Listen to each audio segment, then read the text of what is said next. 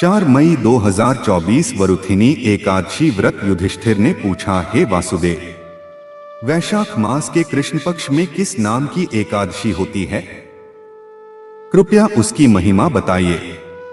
भगवान श्री कृष्ण बोले, राजन, वैशाख गुजरात महाराष्ट्र के अनुसार चैत्र कृष्ण पक्ष की एकादशी वरुथिनी के नाम से प्रसिद्ध है। यह इस लोक और परलोक में भी सौभाग्य प्रदान करने वाली है। वरुथिनी के व्रत से सदा सुख की प्राप्ति और पाप की हानि होती है। वरुथिनी के व्रत से ही मानधाता तथा धुंधुमार आदि अन्य अनेक राजा स्वर्गलोक को प्राप्त हुए हैं। जो फल 10,000 वर्षों तक तपस्या करने के बाद मनुष्य को प्राप्त होता है, वही फल इस वरुथिनी एकादशी का व्रत रखने मात्र से प्राप्त हो जाता है।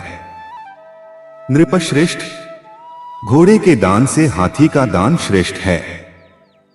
भूमिदान उससे भी बड़ा है। भूमिदान से भी अधिक महत्व तिलदान का है।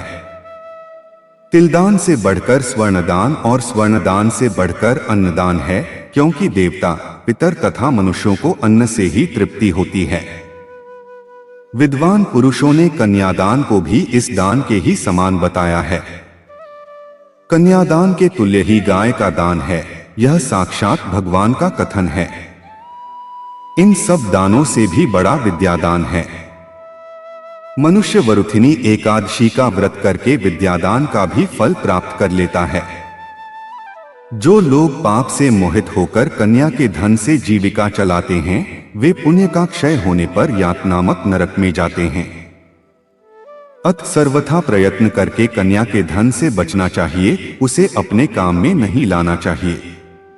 जो अपनी शक्ति के अनुसार अपनी कन्या को आभूषणों से विभूषित करके पवित्र भाव से कन्या का दान करता है, उसके पुण्य की संख्या बताने में चित्रगुप्त भी असमर्थ हैं। वरुथिनी एकादशी करके भी मनुष्य उसी के समान फल प्राप्त करता है।